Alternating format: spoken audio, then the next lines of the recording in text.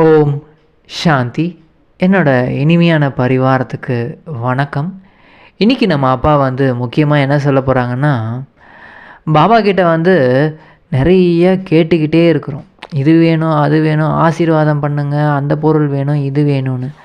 ஆனால் கேட்குறதுக்கு பதிலாக நம்ம ஒன்று பண்ணோன்னா நமக்கு கிடச்சிரும். அது என்ன பண்ணணும் அப்படின்றத பற்றி தான் இன்றைக்கி பாபா சொல்கிறாங்க. பாபா என்ன சொல்கிறாங்கன்னா, குழந்தைங்களே, உங்கள் அப்பா இந்த உலகத்துக்கே ராஜா. அதாவது ராஜானாலே எல்லாமே அவர்கிட்ட இருக்குது. ஆனால் சூட்சமமாக இருக்கார். அவரை யாராலையும் பார்க்க முடியாது. ராஜான்னா அவர் ராஜ்யம்லாம் பண்ணுறது கிடையாது. எல்லாத்துக்குமே அவர் தான் அதிபதி, ராஜா. அப்போது ராஜானாலே அவர் வள்ளல், கொடுக்கும் வள்ளலாக இருக்கார். எல்லாமே கொடுத்துக்கிட்டே இருக்கார். இது அதுன்னு எல்லாமே கொடுத்துக்கிட்டே இருக்கார். பக்தியில் கூட என்ன சொல்கிறாங்கன்னா, படி அளக்கிறவரே பரமேஸ்வரன் தான் அளக்கிறாரு.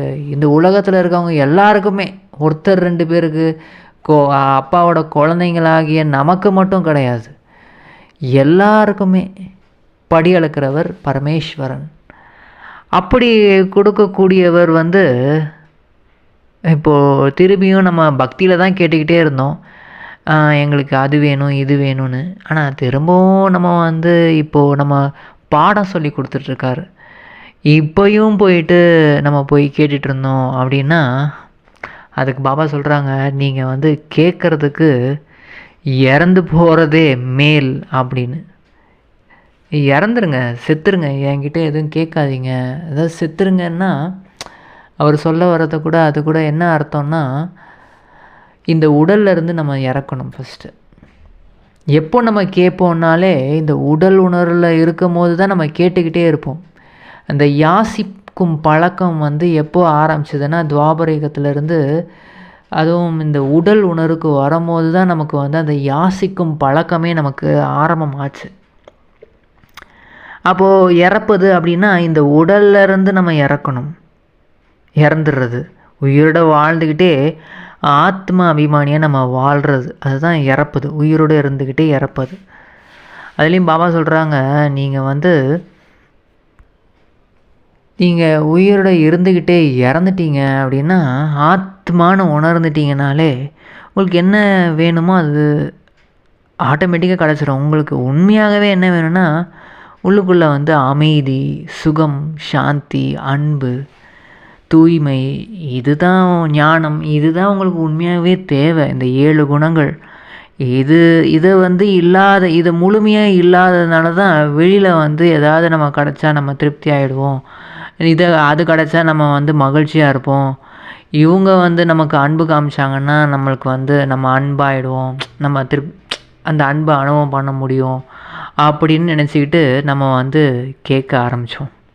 ஆனால் நம்ம இப்போ கேட்குறத விட ஆத்மானு உணர்ந்து, ஆத்மாவின் தந்தை பரம்பிதா பரமாத்மா கிட்டேருந்து நம்ம சக்திகளை எடுத்துக்கணும்.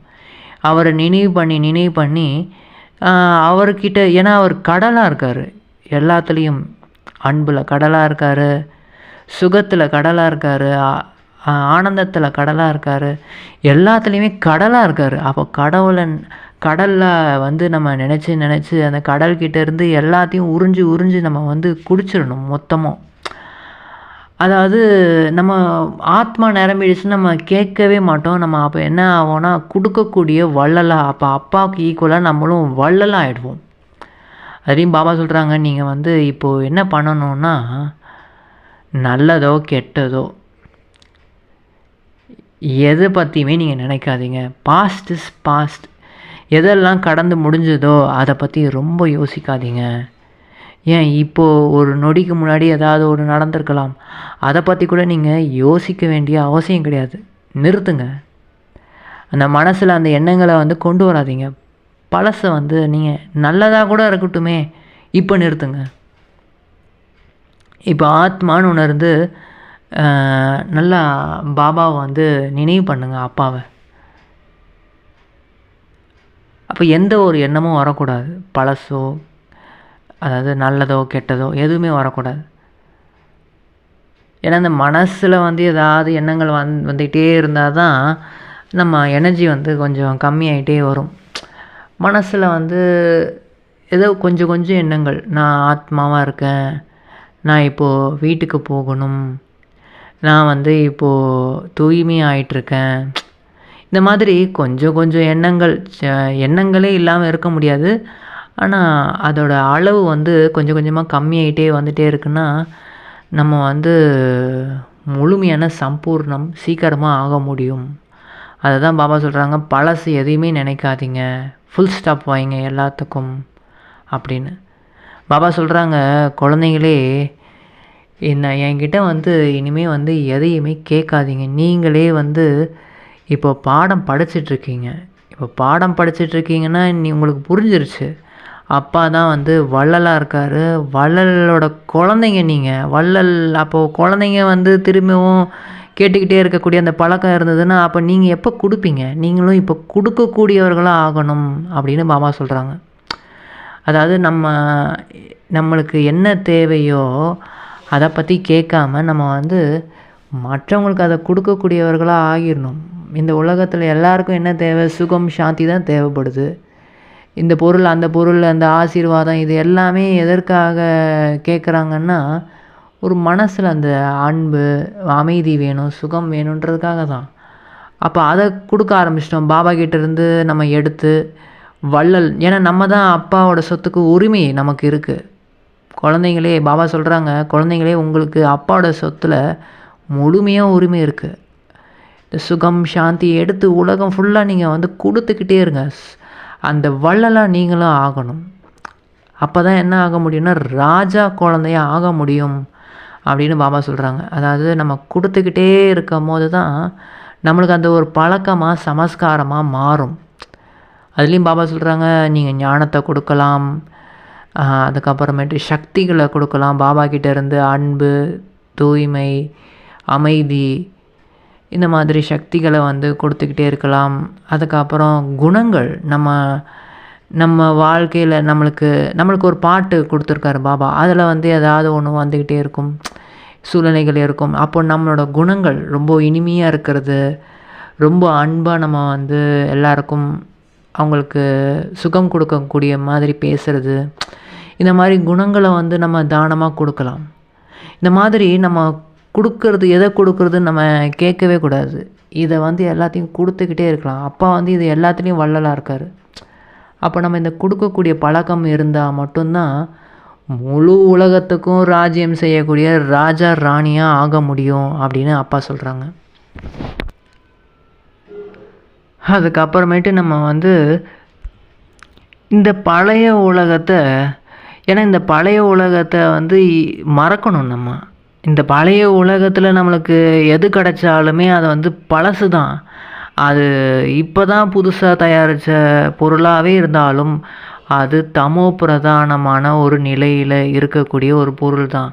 அதனால் என்ன சொல்கிறாருன்னா, குழந்தைங்களே நீங்கள் வந்து இப்போது ரொம்ப சாதாரணமாக வாழுங்க, ரொம்ப ஆடம்பரம் தேவையில்லை. ஏன்னா இங்கே பணக்காரங்களாக இருக்கிறவங்க வந்து அங்கே வந்து அவங்க ஏழை ஆகிடுவாங்க. ஏன்னா இப்போது அவங்களால புரிஞ்சிக்க முடியாது. இந்த ஞான ரத்தினங்களை புரிஞ்சுக்கணுன்னா புத்தி ஓப்பன் ஆகணும். அதாவது புத்தியில் போடப்பட்ட பூட்டு வந்து ஓப்பன் ஆகணும். அது ஓப்பன் ஆகணுன்னா நம்ம வந்து நம்மக்கிட்ட இது இருக்குது, அது இருக்குது, இந்த பொருள் இருக்குது, இந்த பிஸ்னஸ், அந்த பிஸ்னஸ்ஸு, இதை பற்றி யோசிச்சே இருந்தோன்னா நம்ம பூட்டு வந்து திறக்காது. புத்தி வந்து அங்கேயே போயிட்டுருக்கும். அதனால தான் பாபா சொல்கிறாங்க, நான் வந்து ஏழை பங்காளனாக இருக்கேன், இங்கே ஏழையாக நீங்கள் இருக்கணும். எல்லாமே பொருள் இருக்கலாம், இப்போ எல்லா பொருளும் உங்கள்கிட்ட இருக்கலாம், ஆனால் அது எதுவுமே எந்து கிடையாது. எல்லாமே அவர் கொடுத்தது தான். இப்போ அவருக்கு சமர்ப்பணம் பண்ணிவிட்டு நம்ம ட்ரஸ்டியாக இருந்து பார்த்துக்கணும், அவ்வளோதான். அதனால் ஏழையாக இருக்கணும் அப்படின்றத தவறாக புரிஞ்சிக்க வேணாம். எல்லாத்தையும் பயன்படுத்திக்கலாம், ஆனால் அது எதுவுமே எந்து கிடையாது. எப்போ வேணால் வந்து அவர் எடுத்துப்பார். ஏன்னா அவர் தானே எஜமானன் இது எல்லாத்துக்கும். பொருளாக இருக்கட்டும், உறவுகளாக இருக்கட்டும், பரிவாரமாக இருக்கட்டும், எல்லாமே வந்து அவர் கொடுத்தது தான். அப்போது நம்மளுடையவர் யாருன்னா அது ஒரே ஒரு பரமாத்மா மட்டும்தான் நம்மளுக்கு. ஏன்னா அவர் நிரந்தரமாக இருப்பார், அதுதான் புத்திசாலித்தனம். பாபா சொல்கிறாங்க, புத்திசாலிகளாக நீங்கள் இருக்கணும். அதாவது எல்லாமே அவர்கிட்ட தான் கிடைக்குது. அப்போ அவரே நம்மளுடையவராக ஆக்கிட்டோன்னா, அப்போது நமக்கு எப்போ என்ன தேவையோ அதை வந்து அவர் கொடுத்துட்டு போகிறாரு. நம்ம கேட்க வேண்டிய அவசியமே இருக்காது. ஆட்டோமேட்டிக்காக நமக்கு எந்தெந்த டைமில் என்னென்ன வேணுமோ கிடச்சிக்கிட்டே இருக்கணும். நம்ம வந்து எனக்கு இப்போவே வேணும்னு நம்ம கேட்கக்கூடாது. ஏன்னா நம்ம வந்து பொறுமையாக இருக்கணும். நமக்கு எந்த டைமில் தேவைப்படுமோ அந்த டைமில் ஆட்டோமேட்டிக்காக கொடுத்துருவாரு. அதனால் நம்ம பாபா என்ன சொல்கிறாங்கன்னா, குழந்தைங்களே, இங்கே மதுபன் வரீங்கன்னா இந்த குழந்தைங்கள வந்து கூட்டிகிட்டு வராதீங்க. ஏன்னா வந்து இப்போ நீங்கள் அவங்களையே கவனிச்சிட்டு இருப்பீங்க. அப்புறம் யோகா பண்ண முடியாது. அதாவது அமைதியில் இருந்து யோகா பண்ண முடியாத, இப்போ அவங்க ஏதாவது குழந்தைங்கனாலே ஏதாவது அழுகுவாங்க, கத்துவாங்க ஏதாவது. ஏன்னா குழந்தைங்கனாலே அந்த மாதிரி இருப்பாங்க. அவங்களுக்கு ஞானமும் ஒன்றும் புரியாது. அப்போது வந்து அவங்கனால நிறைய பேர் இங்கே யோகா பண்ணுறவங்களுக்கும் டிஸ்டர்பன்ஸ் இருக்கும். சென்டருக்கு கூட்டிகிட்டு வரக்கூடாதுன்னு இல்லை, இங்கே மதுபனுக்கு வரும்போது குழந்தைங்கள யாராவது வச்சு பார்த்துக்க வைங்க அப்படின்னு பாபா சொல்கிறாங்க. ஏன்னா இப்போ வந்து நம்ம முழுமையாக இந்த ஞானம், இது யூனிவர்சிட்டி படிக்கணும். இந்த ஆழமான ரகசியங்களை புரிஞ்சுக்கணும். அதுக்கு புரிஞ்சுக்கணுன்னா அமைதியாக இருந்து நம்ம வந்து அப்பா சொல்லக்கூடிய மகா வாக்கியங்களை கேட்டு அதை பற்றி சிந்தனை பண்ணணும். எதுக்காக அப்பா இந்த மாதிரி சொல்கிறாங்க அப்படின்னு. அதனால் பணக்காரங்க வந்து சில பேர் இறந்துட்டாங்கன்னா சில பேர் என்ன நினைக்கிறாங்க, அவர் வந்து சொர்க்கத்துக்கு போயிட்டாரு அப்படின்னு. அப்போ இது நரகம் தானே இப்போ வாழ்ந்துட்டுருக்கிறது. இந்த மாதிரி அவங்க புத்தி வந்து ஓப்பனே ஆக மாட்டேங்குது. அதுக்கு பாபா சொல்கிறாங்க, உங்கள் புத்தி வந்து ஓப்பன் ஆகணும் அப்படின்னா ஃபஸ்ட்டு வந்து கேட்குறத நிறுத்திடுங்க. நீங்கள் கேட்கக்கூடியவர்கள் கிடையாது, கொடுக்கக்கூடிய வள்ளல் அப்படின்றத நல்லா புரிஞ்சுக்கோங்க. ஏன்னா வள்ளலோட குழந்தைங்க வள்ளல் தானே. அப்போ நீங்கள் வந்து இனிமேல் கேட்குறத நிறுத்துங்க. அப்போது கொடுக்க என்ன நடக்கும்னா உங்கள் புத்தி வந்து ஓப்பன் ஆகும். கொடுக்கறது அது ஏற்கனவே சொல்லியிருந்தார் பாபா. குணங்கள், சக்திகள், ஞானம், கஜானாக்கள், இது எல்லாத்தையும் அப்பா என்னென்னலாம் நம்மளுக்கு கொடுத்துருக்காரோ அதை வந்து முழுமையாக உலகம் எங்கும் எல்லாருக்கும் நம்ம கொடுத்துக்கிட்டே இருக்கணும். கொடுக்க வந்து என்ன நடக்கும்னா புத்தி ஓப்பன் ஆகும். நிறைய ஆழமான ரகசியங்கள் நம்மளுக்கு வந்து புரிய வரும். ஞானம் வந்து அப்போ தான் தங்கும். ஞானம் தங்குனா தான் நம்ம வந்து சத்தியுகத்தில் இருந்து நம்ம மிகப்பெரிய ஒரு மகாராஜாவாக செல்வம் நிறைந்த ஒரு ஒரு ராஜ்யத்தில் நம்ம வந்து வாழ முடியும். அது ஒரு பிறவிக்கு 2 பிறவிக்கு கிடையாது, 21 ஜென்மம். அதுலேயும் வந்து நம்மளுக்கு பாதி சுகம் பாதி துக்கம்னு இருக்காது. 21 ஜென்மத்துக்கும் மேலேயும் வந்து நம்ம அதிகமான ஜென்மங்களில் சுகத்தில் இருக்க முடியும். அதுதான் பாபா சொல்கிறாங்க, நீங்கள் வந்து இப்போ நீங்கள் வந்து சாதாரணமாக வாழுங்க, எல்லாத்தையும் பாபாவுக்கு அர்ப்பணம் பண்ணிவிடுங்க, ஏழை மாதிரி நீங்கள் வந்து சாதாரணமாக வாழுங்க. ஏன்னா பாபாவும் ரொம்ப சாதாரண உடம்புல தான் வந்திருக்காரு. இந்த டைமில் வந்து எனக்கு பெரிய செல்வந்தர் ஆகணும், பெரிய ஃபேமஸ் ஆகணும் அப்படி இப்படின்லாம் ஆசை வைக்க வேண்டாம். அந்த ஆசைகள்லேருந்து விடுதலை ஆகுங்க. நான் வந்திருக்கிறதே உங்கள் எல்லாரையும் தூய்மைப்படுத்துறதுக்காக தான் அப்படின்னு பாபா சொல்கிறாங்க. பாபா சொல்கிறாங்க, என்னோடய நடிப்பே வந்து பாவனம், அதாவது பதீத்தத்திலிருந்து பாவனமாக்கக்கூடிய செயல் மட்டும்தான் நான் பண்ணுறேன். ஏன்னா தூய்மை இருந்தாலே எல்லாமே கிடச்சிரும். நம்ம இது வேணும் அது வேணும்னு கேட்க வேண்டிய அவசியமே இருக்காது.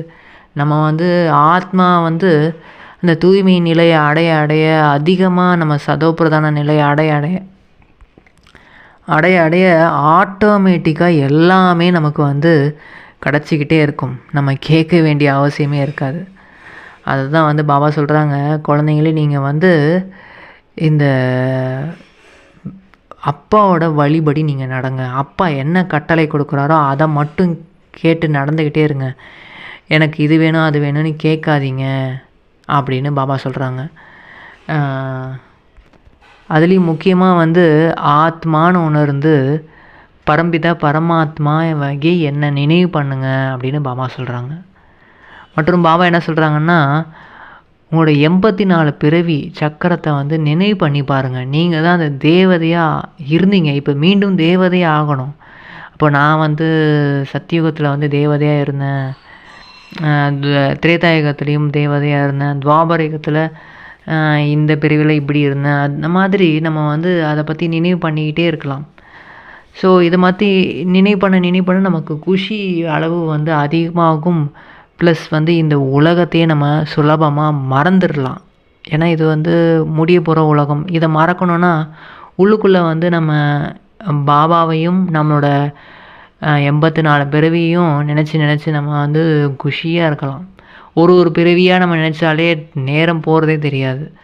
அப்போ அந்தளவுக்கு நம்ம வந்து இந்த உலகத்தில் கடைசி இந்த கலியுக இறுதியிலையும் நம்ம வந்து மகிழ்ச்சியாக வாழ முடியும், அப்பா கூடயும் இருக்க முடியும். ஏன்னா இப்போ மட்டும்தான் அவர் இருப்பார். கல்பத்திலே இந்த ஒரு முறை தான், இன்றைக்கி இப்போதான். இப்போ நம்ம அப்பாவை ஆத்மான்னு உணர்ந்து நினைவு பண்ணுறோன்னா எல்லா கல்பத்துலேயும் அது நடக்கும். அந்த டைமில் வந்து அதே தான் நம்ம பண்ணுவோம். அதனால் பாபா சொல்கிறாங்க, நீங்கள் வந்து பிரம்மச்சாரி, அதாவது கனவுல கூட வந்து பிரம்மச்சரிய விரதம் வந்து நீங்கள் கடைப்பிடிச்சிட்ருக்கீங்க. அதாவது நிஜத்தில் மட்டும் கிடையாது, கனவுல கூட. அப்போ அந்த மாதிரி குழந்தைங்களுக்கு தான் எல்லாமே வந்து கிடச்சிக்கிட்டே இருக்கும். இந்த பரிவாரம், உங்களுக்கு இனிமையான பரிவாரம் எல்லாமே கிடச்சது யார் மூலிமா? அப்பா மூலிமா தான். அந்த விதையை வந்து என்றைக்கும் மறந்துடாதீங்க. உங்களுக்கு எல்லாமே வந்து அப்பா கிட்டேருந்து தான் கிடச்சிருக்கு. அதனால் இப்போ வந்து எதுவும் கேட்க வேணாம். அவரை நினைவு பண்ணிக்கிட்டு தூய்மையாக இருந்தாலே போதும். நம்ம மூலிமா பல பேரை வந்து தூய்மையாக ஆக்கணும், அந்த சேவையும் பண்ணணும். ஸ்லோகன் என்ன சொல்கிறாங்கன்னா, மற்றவங்களோட பிரபாவத்தில் நீங்கள் வந்து போய் மாட்டிக்காமல் உங்களோட பிரபாவத்தில் அவங்கள வந்து வர வைங்க. இப்போது உலகத்தில் வந்து ஃபுல்லாக வந்து பிரபாவம் மோசமாக இருக்குது. ஆனால் வந்து அவங்க வந்து இப்படி இருந்தாங்க, அதனால் நான் அப்படி ஆயிட்டேன் அப்படின்னு இல்லாமல், நம்மளால் அவங்க வந்து குஷியாக அமைதியாக ஆகிற அளவுக்கு நம்ம அந்தளவுக்கு ஆத்ம அபிமானியாக இருந்து அப்பாவோட நினைவில் இருந்து அந்த வைப்ரேஷன்ஸை வந்து பரப்பணும் அப்படின்னு பாபா சொல்கிறாங்க. பாபாவுக்கு மிக மிக மிக நன்றி. எங்களுக்கு இந்த ஞான ரத்தினங்களை கொடுத்து முழு உலகத்துக்கும் வள்ளலாக எங்களை மாற்றிட்டீங்க பாபா. ரொம்ப ரொம்ப நன்றி. ஓம் சாந்தி.